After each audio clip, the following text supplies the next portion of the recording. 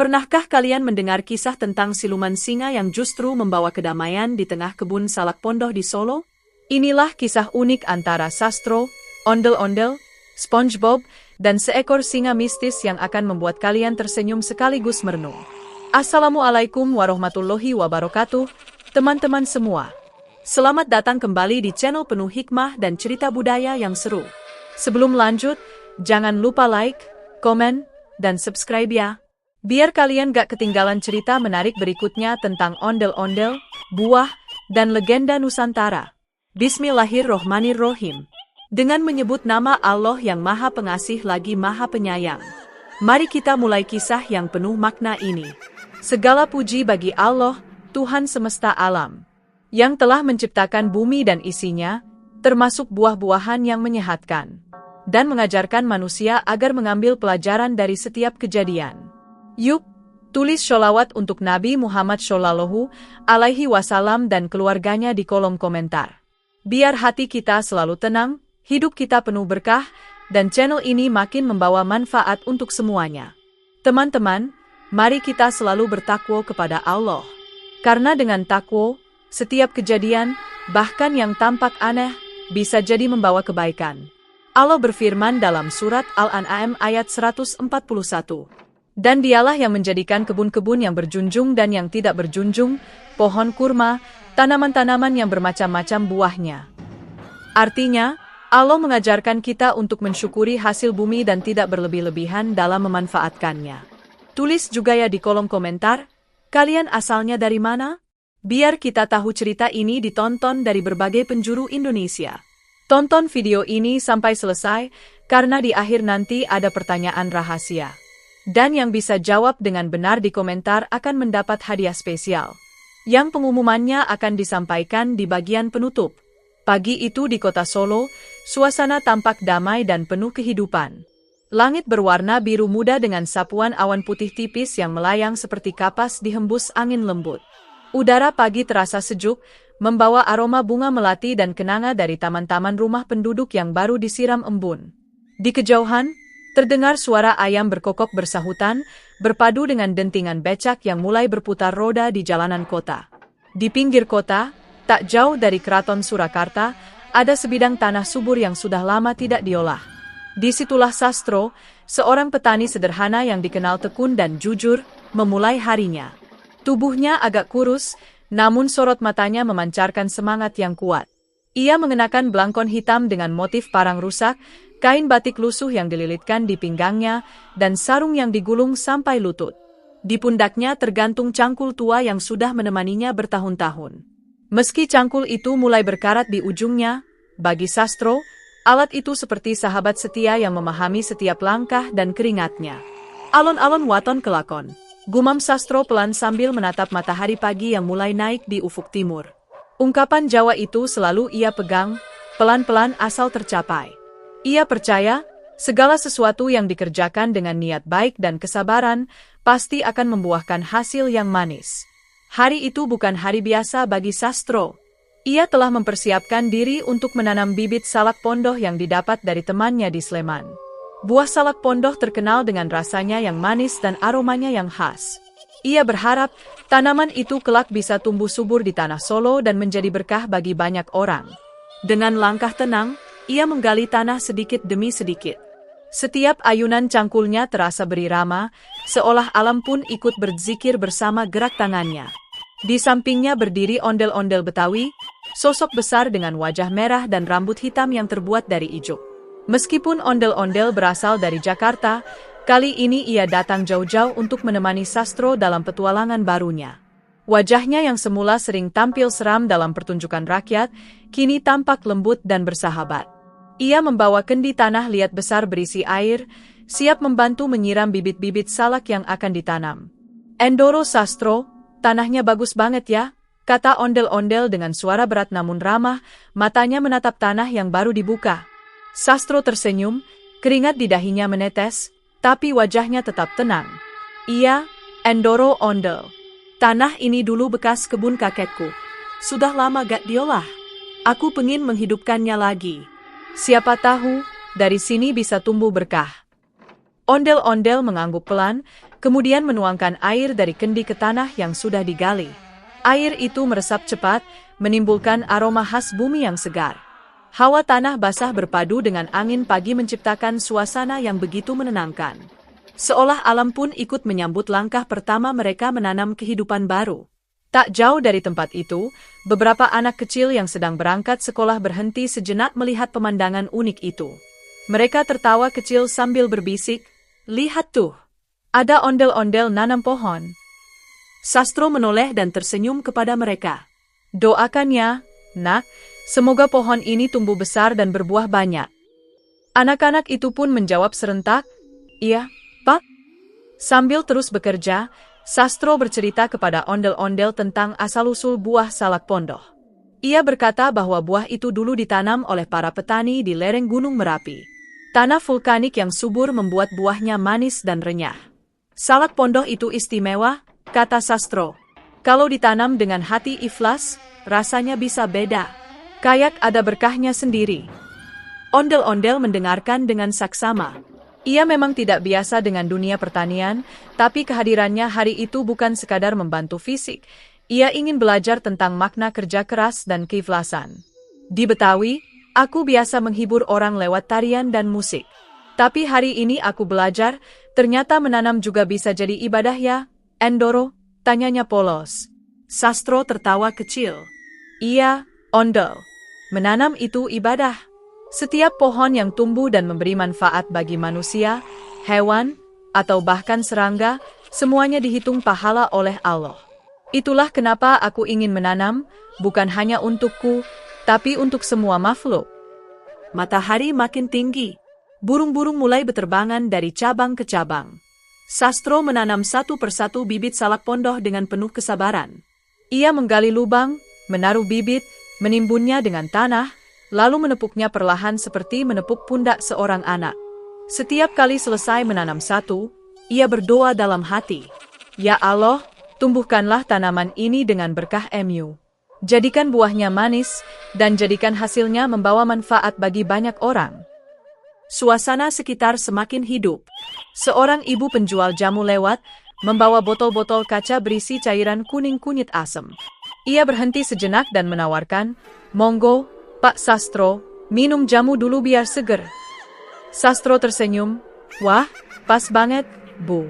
Dari tadi belum istirahat." Ia meneguk jamu itu perlahan, merasakan kehangatan yang mengalir dari tenggorokannya sampai ke dadanya. "Terima kasih ya, Bu. Semoga rezeki jenengan lancar." Setelah beristirahat sejenak, Sastro kembali bekerja. Angin berhembus lembut dari arah barat, membawa suara gamelan dari dalam keraton yang sedang berlatih untuk acara adat malam nanti. Dentingan saron dan gong berpadu indah, memberi irama pada setiap gerak Sastro mencangkul. Seolah alam, manusia, dan budaya menyatu dalam satu harmoni yang menenangkan jiwa. Ondel-ondel pun ikut bersenandung kecil mengikuti irama gamelan. Kadang ia menari-nari kecil sambil memutar kendi di tangannya. Anak-anak yang tadi menonton kini tertawa lepas, ikut menirukan gaya ondel-ondel. Suasana menjadi seperti pesta kecil di tengah kebun. Tidak ada yang merasa lelah, hanya ada tawa, doa, dan semangat untuk menumbuhkan kehidupan. Sastro menatap langit sambil berucap pelan, "Allah, betapa indah ciptaan MU. Bumi ini kau jadikan ladang amal bagi kami, manusia yang lemah tapi kau beri kesempatan untuk berbuat baik." Ia menunduk, mengambil segenggam tanah, lalu mencium aromanya. Tanah ini hidup. Setiap butirnya menyimpan rahasia kehidupan. Dan siapapun yang menanam dengan niat baik, akan menuai kebahagiaan. Ondel-ondel mendekat, menatap Sastro dengan kagum. "Endoro, aku baru sadar, ternyata setiap gerakan kecil waktu menanam itu seperti zikir ya? Karena kita ingat terus pada Allah." Sastro mengangguk. "Benar, Ondel. Menanam bukan cuma soal hasil, tapi soal niat, kesabaran, dan harapan.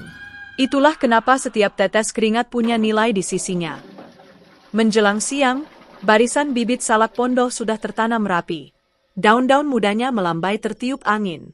Sastro dan ondel-ondel berdiri di tengah kebun, memandang hasil kerja mereka dengan wajah puas. "Lihatlah, Ondel," kata Sastro. Mereka masih kecil sekarang, tapi kelak akan tumbuh jadi pohon yang kuat. Begitulah hidup manusia. Kita pun pernah kecil dan lemah, tapi dengan bimbingan dan kasih sayang, kita bisa tumbuh jadi lebih baik. Ondel-ondel mengangguk mantap. Ia menatap ke arah keraton yang berdiri megah di kejauhan, lalu berkata pelan, "Aku merasa Solo ini bukan sekadar kota, tapi tempat yang penuh doa. Orang-orangnya sabar, tanahnya subur, udaranya damai. Mungkin karena banyak hati yang tulus di sini." Sastro tersenyum lebar. "Betul, Ondel. Setiap kota punya ruhnya sendiri, dan Solo punya ruh ketenangan. Siapapun yang datang dengan niat baik, insya Allah akan mendapat kedamaian." Angin sore mulai berhembus, membawa dedaunan kering menari di udara. Burung-burung pulang ke sarangnya, dan matahari perlahan turun ke barat. Sebelum meninggalkan kebun, Sastro menatap barisan bibit itu sekali lagi. Ia menutup matanya, lalu mengangkat tangan berdoa. "Ya Allah, Engkaulah yang menumbuhkan biji dalam tanah. Engkaulah yang memberi kehidupan pada yang mati.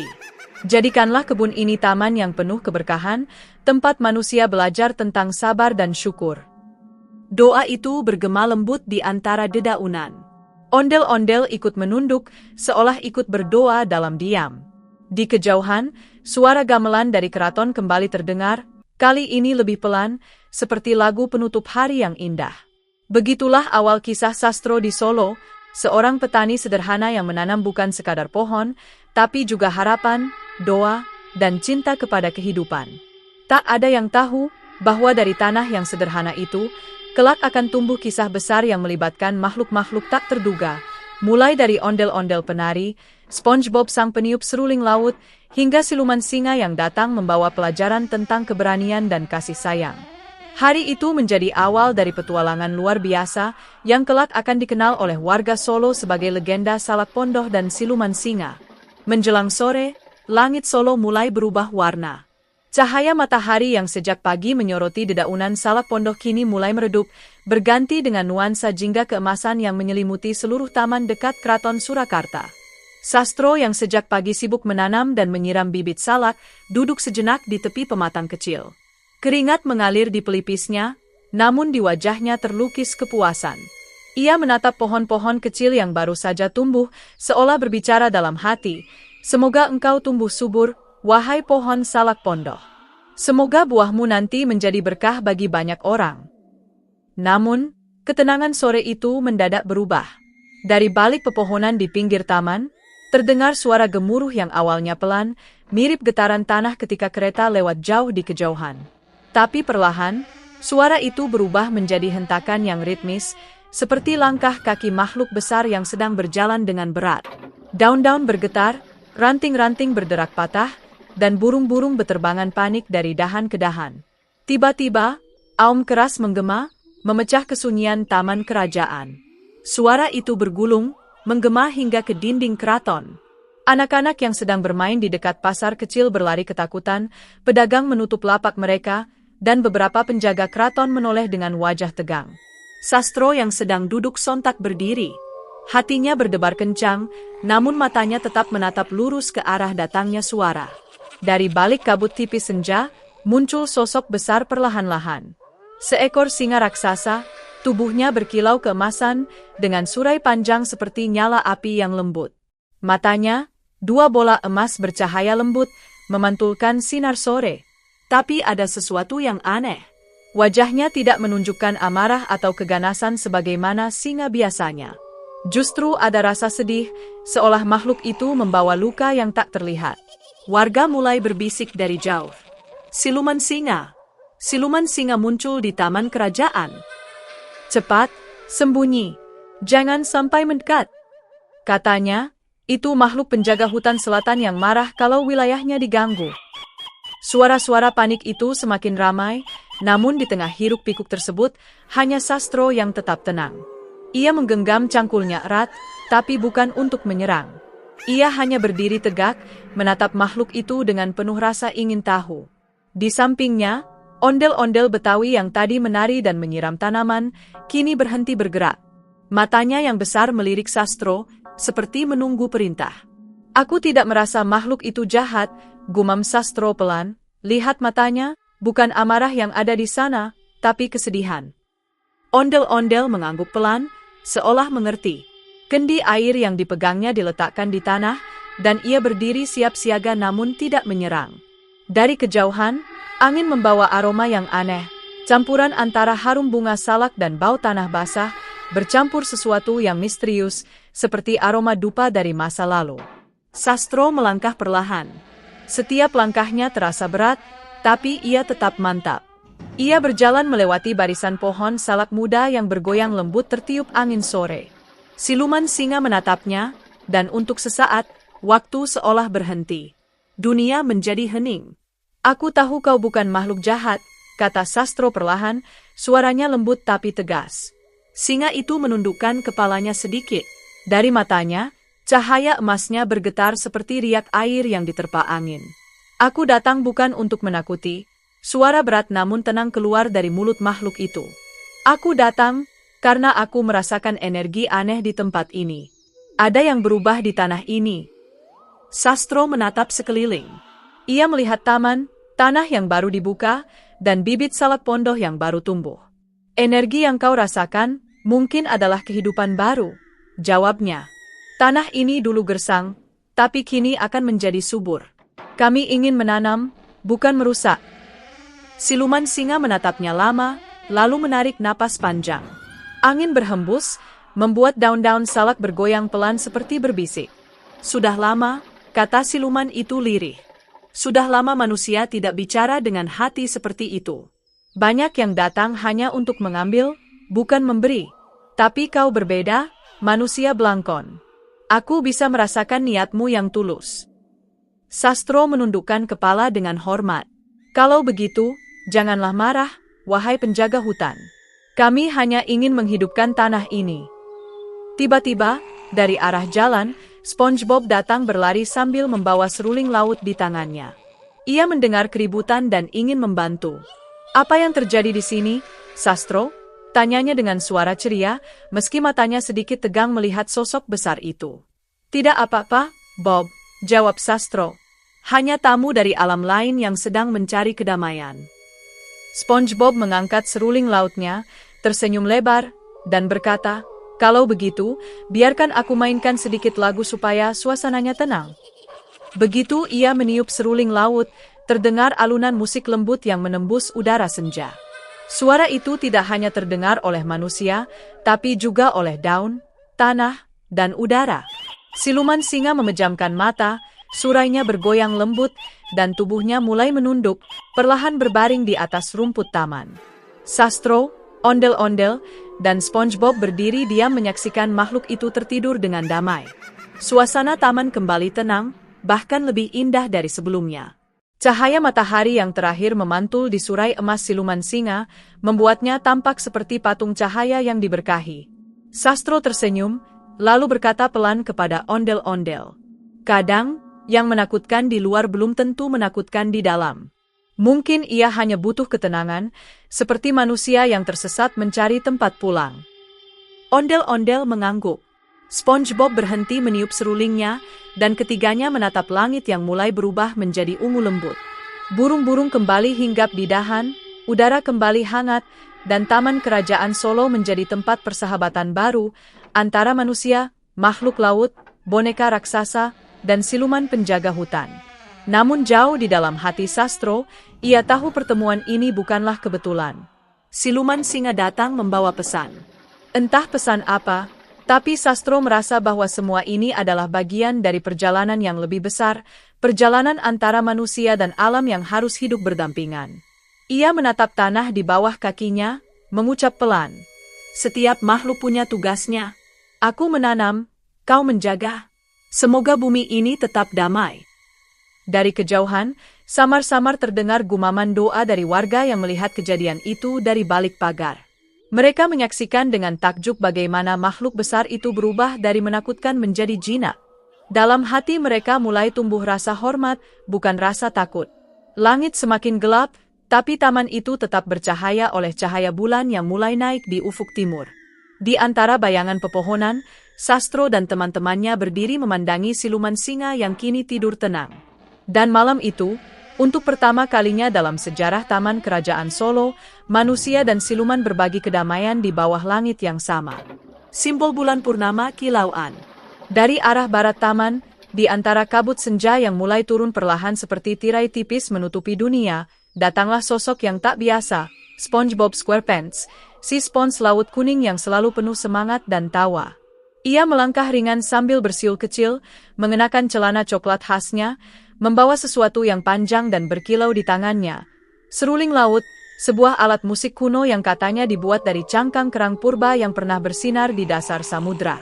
Udara sore yang tadinya tegang karena kemunculan siluman singa tiba-tiba terasa berubah. Suasana hening sejenak ketika SpongeBob tiba.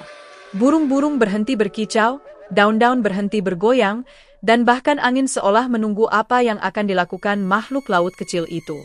Sastro dan ondel-ondel memandangnya dengan tatapan penuh harap, sementara siluman singa yang tadi mengaum kini berdiri diam dengan mata emas yang masih berkilau di bawah sinar remang. "Wah, suasananya kok tegang begini, ya?"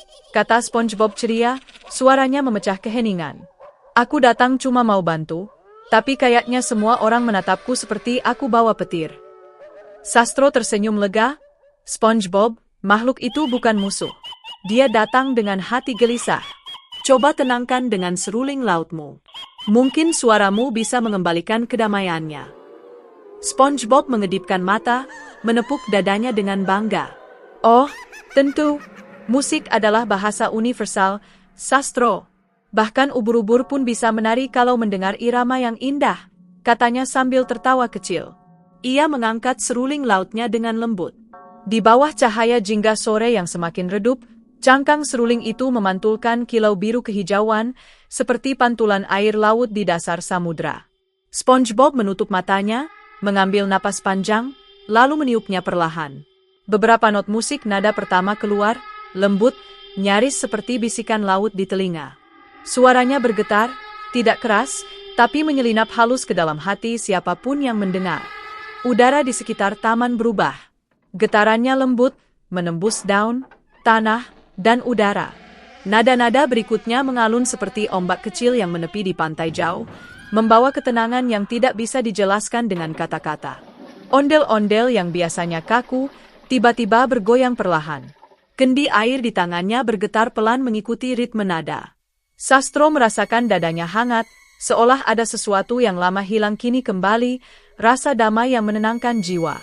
Bahkan burung-burung yang tadi beterbangan panik kini kembali hinggap di ranting, menunduk seolah turut mendengarkan. Siluman singa yang berdiri gagah di depan mereka tampak perlahan menurunkan kepalanya. Tatapan matanya yang tajam mulai melembut. Surai keemasannya yang semula berkibar karena aura kekuatannya kini tampak jatuh tenang di sisi leher. Suara seruling SpongeBob semakin dalam, membentuk melodi yang berlapis-lapis, seperti suara laut, hembusan angin, dan nyanyian malam yang menyatu jadi satu. Setiap hembusan nafas SpongeBob membawa harmoni. Ia memainkan serulingnya bukan hanya dengan mulut, tapi dengan perasaan. Setiap nada seperti ucapan doa, doa bagi tanah yang baru tumbuh, bagi pohon salak yang mulai berakar, bagi makhluk yang kehilangan arah, dan bagi manusia yang berusaha mengerti alam. Beberapa warga yang masih bersembunyi di balik pepohonan mulai muncul perlahan. Mereka menatap dari jauh, menyaksikan bagaimana suara lembut dari seruling itu membuat makhluk yang mereka takuti kini berubah jinak. Beberapa anak kecil bahkan tersenyum, memegang tangan ibu mereka sambil berbisik, "Bu, lihat, singanya tidur."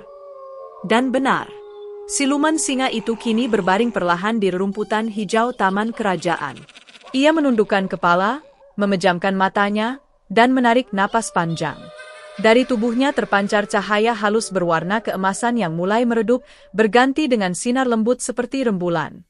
Napasnya pelan, teratur, seolah ia baru saja menemukan kedamaian yang hilang berabad-abad lamanya. Sastro menatap pemandangan itu dengan mata berbinar. "Lihatlah, ondel-ondel, suara bisa menenangkan yang marah, musik bisa menyembuhkan yang terluka." Ondel-ondel menatap Sastro, lalu berkata dengan suara rendah namun berat, "Sastro, mungkin siluman itu dulu adalah penjaga taman ini, tapi terusir oleh waktu dan keserakahan manusia.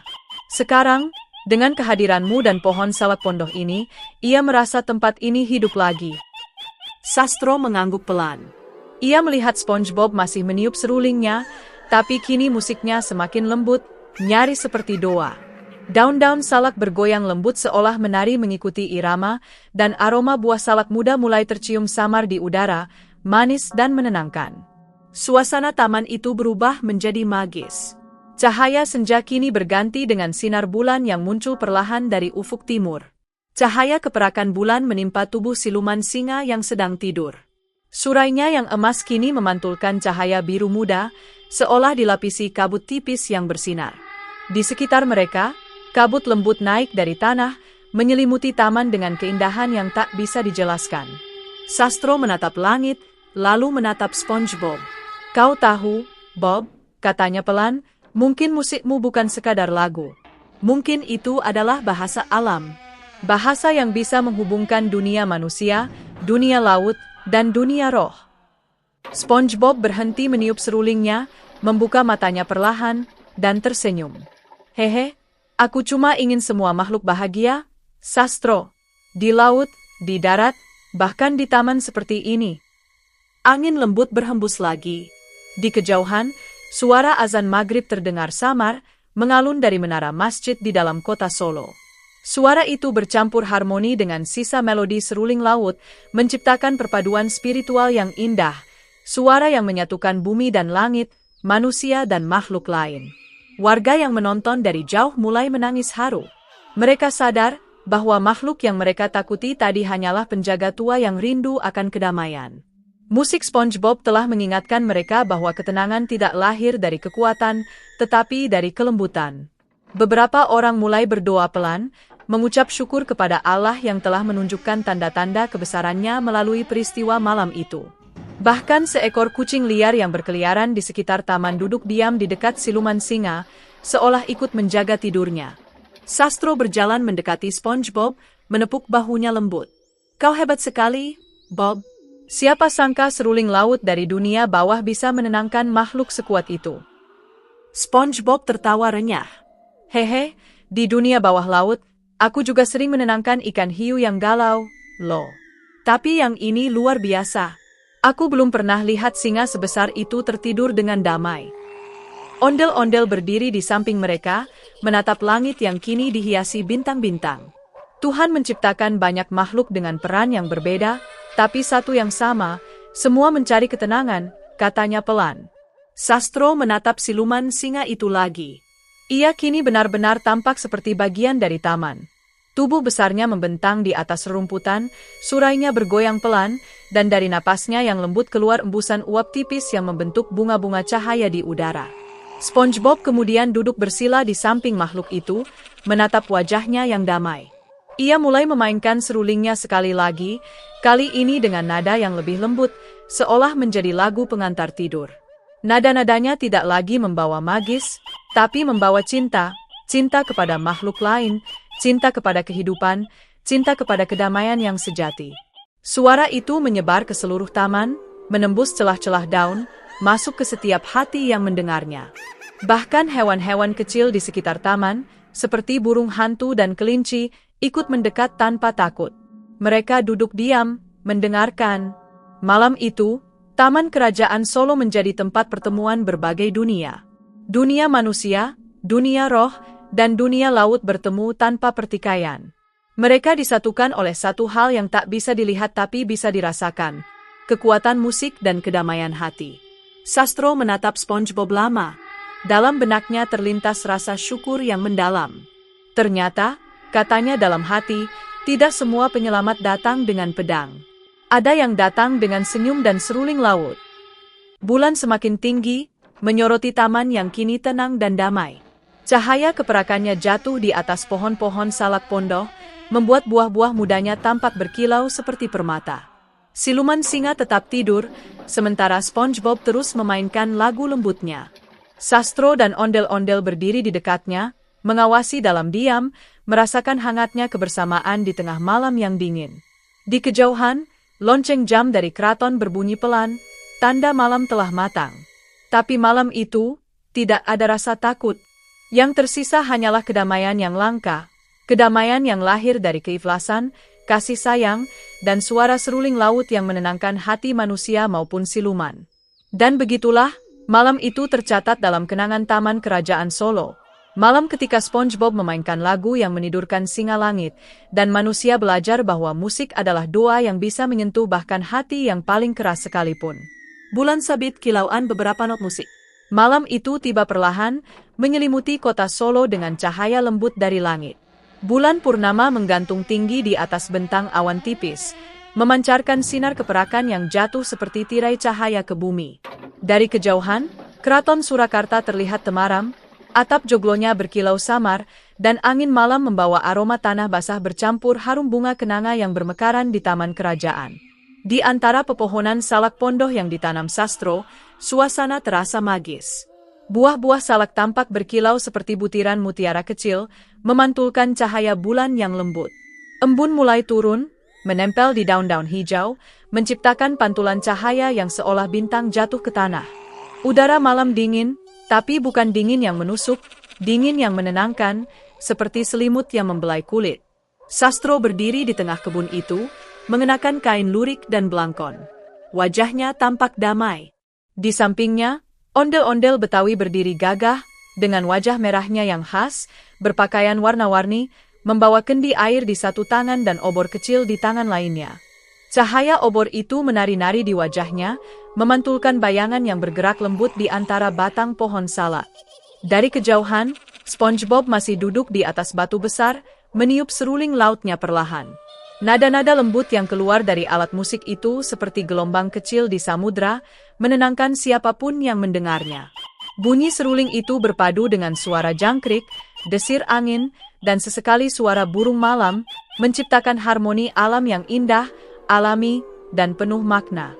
Sastro menatap ke arah ondel-ondel, tersenyum, lalu mengangguk pelan. Ondel, malam ini indah sekali. Alam seperti sedang bertasbih kepada Sang Pencipta, katanya dengan suara rendah. Ondel-ondel mengangguk perlahan, seolah memahami setiap kata. Ia mengangkat kendi airnya, menumpahkan sedikit air ke tanah sebagai simbol rasa syukur kepada bumi yang telah memberi kehidupan. Air itu memantulkan sinar bulan, membentuk lingkaran cahaya di tanah. Tanpa banyak bicara, Sastro melangkah ke tengah kebun. Ia mulai menari perlahan. Gerakannya lembut, penuh makna, bukan tarian untuk hiburan, tapi tarian untuk mengucap syukur.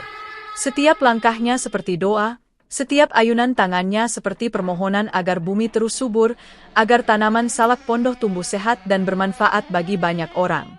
Ondel-ondel kemudian ikut bergerak. Tubuhnya yang besar berayun pelan, dan dari dalam tubuh raksasa itu terdengar bunyi gemerincing kecil, seperti lonceng yang bergoyang setiap kali ia melangkah. Mereka berdua menari di bawah sinar bulan, di antara deretan pohon salak yang berkilau, menciptakan pemandangan yang menakjubkan. Manusia dan boneka raksasa, dua makhluk dari dunia berbeda, bersatu dalam irama yang sama. SpongeBob meniup serulingnya dengan lembut, membuat alunan musiknya seperti mengiringi tarian itu. Dari arah langit, awan tipis mulai bergeser, dan cahaya bulan semakin terang, menyinari setiap sudut kebun. Sastro dan ondel-ondel tampak seperti dua bayangan hidup yang menari di atas perak cair. Burung malam mulai ikut bersuara, suara mereka seperti lantunan zikir alam. Di kejauhan, siluman singa yang sebelumnya tertidur kini membuka matanya sedikit. Ia tidak marah, tidak resah. Ia hanya menatap dari kejauhan, melihat tarian itu dengan damai. Matanya yang keemasan kini memantulkan sinar lembut, seolah ikut bersyukur atas ketenangan yang ia rasakan. Sastro bergerak ke kanan, lalu ke kiri. Tangannya mengayun seolah menebar benih kebaikan. Setiap langkahnya menciptakan getaran halus di tanah. Ondel-ondel mengangkat obornya tinggi-tinggi, dan nyala api itu menari mengikuti hembusan angin malam. Warna merah, oranye, dan emas berpadu dalam kilau yang menakjubkan. Di atas kepala mereka, cahaya bulan membentuk lingkaran seperti mahkota. Taman itu berubah menjadi panggung surgawi, tempat di mana manusia, makhluk roh, dan alam bersatu dalam satu irama. Tak ada rasa takut, tak ada kebencian, hanya ketenangan yang memancar dari setiap gerak dan napas. Sastro teringat kata ayahnya dulu, "Jika engkau menanam dengan niat baik, bumi akan ikut menari bersamamu." Dan malam itu, benar-benar terasa seolah bumi ikut menari. Daun-daun bergoyang perlahan, rerumputan melambai, bahkan udara di sekitar mereka terasa bergetar lembut. SpongeBob terus meniup serulingnya, wajahnya penuh senyum, matanya terpejam, tenggelam dalam melodi yang ia ciptakan. Nada-nada seruling itu kini berubah, lebih dalam, lebih syahdu. Terdengar seperti doa yang naik ke langit. Sastro memejamkan mata, dan dalam hatinya ia mengucap, "Ya Allah, Engkau yang menurunkan bulan untuk menerangi malam, Engkau yang menumbuhkan buah di tanah ini. Jadikanlah setiap langkahku ibadah, setiap tanamanku berkah." Ondel-ondel menunduk hormat, seperti ikut mengaminkan doa itu. Dari kendi yang ia bawa, airnya berkilau terkena sinar bulan. Ia menumpahkan beberapa tetes lagi ke tanah, dan dari tanah itu keluar aroma manis khas salak pondoh yang baru masak. Harumnya menebar ke seluruh taman. Beberapa warga Solo yang kebetulan lewat di sekitar taman berhenti sejenak. Mereka melihat dari kejauhan, terpana oleh pemandangan yang belum pernah mereka saksikan sebelumnya. Dua sosok menari di bawah sinar bulan, dengan iringan musik yang seperti datang dari surga. Anak-anak berbisik pada orang tua mereka, "Ayah, itu ondel-ondel ya? Kenapa menari bersama petani?" Ayah mereka menjawab lirih, "Itu bukan sekadar tarian, Nak. Itu tanda syukur. Lihatlah, bahkan bulan ikut tersenyum malam ini." Sastro terus menari, perlahan namun penuh makna. Setiap langkahnya menciptakan bayangan yang bergerak di tanah, seolah bayang-bayang itu juga ikut menari. Ondel-ondel kemudian mengangkat tangannya tinggi, seolah menyapa langit. Dari matanya yang besar, cahaya kecil tampak berkilau, bukan air mata, tapi pantulan sinar bulan yang jatuh tepat di wajahnya. SpongeBob meniup serulingnya semakin pelan, membuat suasana menjadi khusyuk. Semua terasa begitu damai. Tidak ada suara manusia, hanya musik dan desir angin. Lalu, tiba-tiba, seekor burung hantu turun dan hinggap di salah satu dahan salak. Ia mengeluarkan suara pelan, hu, hu, seolah ikut bernyanyi bersama musik seruling. Dari balik semak, muncul juga beberapa kelinci liar yang berlarian, berhenti di dekat kaki Sastro, memandangi tarian itu tanpa takut. Alam benar-benar ikut terlibat. Angin membawa aroma malam yang segar, bulan semakin tinggi, dan taman itu kini tampak seperti dunia lain. Bukan dunia manusia biasa, melainkan tempat di mana batas antara dunia nyata dan gaib menjadi tipis karena keikhlasan dan doa yang tulus. Sastro berhenti sejenak, menatap ke arah SpongeBob. "Musikmu, Bob, seperti napas bumi. Ia membuat semuanya hidup." SpongeBob tertawa kecil, "Dan tarianmu, Sastro, seperti hati bumi yang berdetak." Mereka tersenyum satu sama lain. Di antara mereka, siluman singa kini berdiri, tidak lagi sebagai sosok menakutkan, melainkan sebagai penjaga. Ia menunduk, memberi hormat pada Sastro dan ondel-ondel, lalu menatap bulan seolah menyampaikan rasa terima kasih.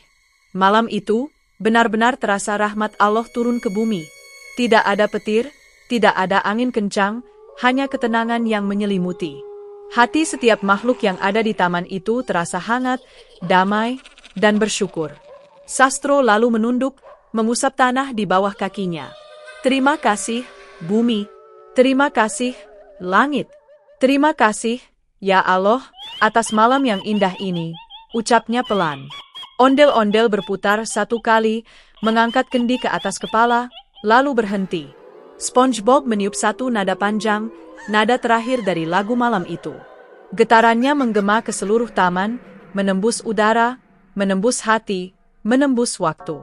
Dan ketika nada itu berhenti, semuanya terdiam. Hanya suara angin yang tersisa, membawa kesejukan dan rasa damai. Bulan masih menggantung di atas kepala, menyaksikan manusia, makhluk laut, boneka raksasa, dan siluman singa bersatu dalam harmoni. Malam itu menjadi malam bersejarah di kebun salak Pondoh Solo. Malam ketika manusia dan makhluk dari berbagai dunia menari di bawah sinar bulan, dan Allah menurunkan rahmatnya dalam bentuk ketenangan yang tidak bisa dibeli oleh apapun. Bumi bernafas, angin berzikir, dan hati manusia bergetar dalam syukur. Sastro menatap langit, tersenyum, dan berbisik. Jika dunia bisa begini setiap malam, tentu tak ada lagi yang ingin berperang. SpongeBob tertawa pelan, Hehe, selama ada musik dan hati yang damai, dunia akan selalu menari, Sastro. Dan malam pun terus berjalan. Bulan purnama masih bercahaya, salak pondoh terus berkilau, dan di antara daun-daun yang menari, seolah ada bisikan lembut. Kedamaian adalah cahaya dari hati yang bersyukur. Simbol bulan purnama kilauan sejak kejadian malam penuh keajaiban itu, kehidupan di kebun Sastro berubah secara perlahan tapi pasti. Tanah yang dulu gersang kini menjadi lembut, subur, dan penuh kehidupan.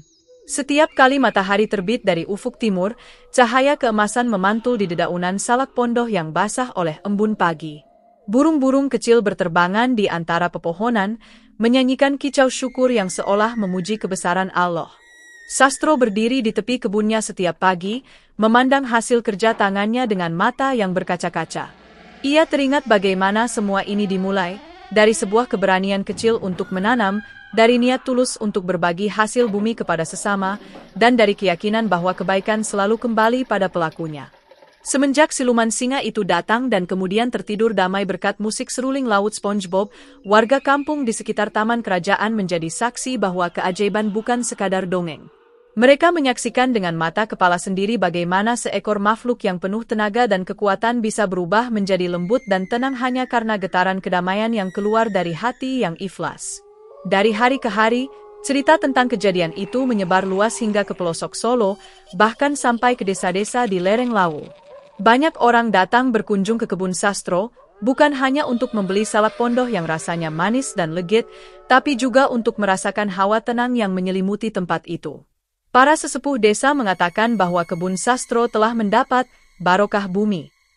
Konon, tanah di situ kini menyimpan energi kebaikan dari semua yang terlibat malam itu. Dari kesabaran Sastro, ketulusan ondel-ondel yang membantu menyiram tanaman, ketenangan suara seruling SpongeBob, hingga jiwa siluman singa yang akhirnya menemukan kedamaian. Tak heran, buah-buah salak di kebun itu memiliki rasa yang berbeda. Setiap kali seseorang menggigitnya, ada sensasi manis alami yang terasa seperti anugerah. Orang-orang berkata, ini bukan hanya buah salak, ini buah dari keikhlasan. Sastro tidak pernah sombong dengan apa yang ia capai. Ia selalu berkata dengan rendah hati kepada para tamu yang datang, ini semua bukan karena aku, tapi karena Allah yang memberi rahmat. Ia selalu memulai harinya dengan doa, dan sebelum memetik satu pun buah salak, ia akan mengucapkan, Bismillah, semoga rezeki ini membawa kebaikan untuk semua.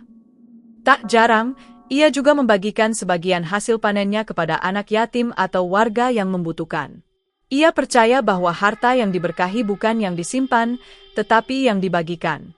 Anak-anak di desa sering bermain di sekitar kebunnya, tertawa riang sambil membantu memungut daun-daun kering. Sastro akan mengajari mereka tentang pentingnya menanam dan merawat bumi. Ia berkata, bumi ini akan mencintai kita jika kita mencintainya. Dan di saat tertentu, ketika malam mulai turun dan bulan purnama kembali bersinar seperti malam ajaib itu, kadang terdengar suara seruling laut dari kejauhan. Entah dari mana asalnya, tapi suara itu selalu membuat semua orang di sekitar kebun merasa damai. Beberapa orang percaya itu adalah SpongeBob yang sesekali kembali dari lautan untuk mengunjungi sahabat-sahabatnya di darat. Sementara itu, ondel-ondel Betawi yang dulu menemani Sastro kini menjadi ikon kebun tersebut. Setiap sore, anak-anak meminta Sastro untuk mengeluarkan ondel-ondel itu dari gudang kecil di dekat rumahnya. Mereka menari-nari di bawah cahaya jingga sore sambil bernyanyi, ondel-ondel Sastro, penjaga kebun Solo. Lagu sederhana yang mereka ciptakan sendiri itu kini menjadi semacam tradisi kecil setiap sore. Warga sekitar pun tersenyum setiap kali mendengar tawa anak-anak yang menggema, mengingatkan mereka pada malam penuh berkah itu. Tentang siluman singa, sejak malam itu, ia tak pernah muncul lagi dengan wujud menyeramkan. Namun kadang, warga melihat bayang-bayang singa besar melintas di antara pepohonan ketika bulan sedang bulat sempurna. Aneh tapi nyata, setiap kali bayangan itu muncul, hasil panen kebun Sastro selalu meningkat. Orang-orang percaya bahwa roh siluman singa kini menjadi penjaga kebun itu, berubah menjadi pelindung yang memastikan tidak ada tangan jahat yang merusak atau mencuri. Sastro sering berkata kepada para tamu, lihatlah, Allah tidak menciptakan makhluk untuk saling memusuhi. Bahkan singa pun bisa menjadi sahabat jika hati kita bersih. Kata-kata itu menjadi kalimat yang diingat banyak orang, bahkan dijadikan nasihat bagi anak-anak mereka. Pesan sederhana itu seolah menjadi cermin bagi kehidupan manusia, bahwa amarah bisa ditaklukkan dengan kelembutan, dan ketakutan bisa dihapus dengan keikhlasan. Setiap musim panen tiba, Sastro mengadakan selamatan kecil. Ia mengundang warga sekitar untuk makan bersama di bawah pohon salak pondoh. Di acara itu, ia selalu mengisahkan ulang kejadian malam ketika siluman singa datang. Ia menceritakan bagaimana rasa takut bisa berubah menjadi rasa iba, dan bagaimana suara musik bisa menenangkan jiwa yang bergolak. Semua yang hadir mendengarkan dengan penuh takzim, karena kisah itu bukan hanya legenda, melainkan pelajaran hidup yang nyata. Ketulusan adalah bahasa yang dimengerti oleh semua makhluk, ucap Sastro di akhir kisahnya. Jika kita ikhlas, Allah akan menjinakkan dunia untuk kita. Sejak saat itu, banyak orang yang terinspirasi untuk menanam pohon di pekarangan rumah mereka. Mereka menanam dengan niat yang sama seperti Sastro, bukan hanya untuk mencari keuntungan, tapi untuk menjaga keseimbangan dan keberkahan alam. Solo pun perlahan berubah menjadi kota yang lebih hijau, penuh kebun kecil dan taman buah yang ditanam oleh warganya sendiri. Pada suatu malam yang tenang, Sastro bermimpi bertemu dengan siluman singa. Dalam mimpi itu, singa tersebut berbicara dengan lembut, "Terima kasih, Sastro. Kau telah menunjukkan bahwa kasih sayang lebih kuat dari kekuatan." Setelah itu, singa tersebut berjalan ke arah cahaya bulan dan menghilang perlahan. Ketika Sastro terbangun, ia merasa dadanya hangat dan matanya berkaca-kaca. Ia tahu bahwa pesan itu nyata. Hari demi hari berlalu, dan kebun itu tetap menjadi simbol kedamaian. Setiap pengunjung yang datang merasa seolah waktu berhenti sejenak ketika mereka melangkah di antara pohon-pohon salak pondoh yang rindang. Aroma buahnya yang manis bercampur dengan wangi tanah yang basah setelah hujan, menciptakan suasana yang sulit dilupakan. Hingga kini, kisah tentang Sastro, salak pondoh, dan siluman singa menjadi legenda yang sering diceritakan di Solo dan sekitarnya. Bukan sekadar dongeng pengantar tidur, tapi sebuah kisah penuh makna tentang keberanian, keikhlasan, dan kekuatan hati yang sabar. Sastro mengakhiri setiap ceritanya dengan kalimat yang selalu sama.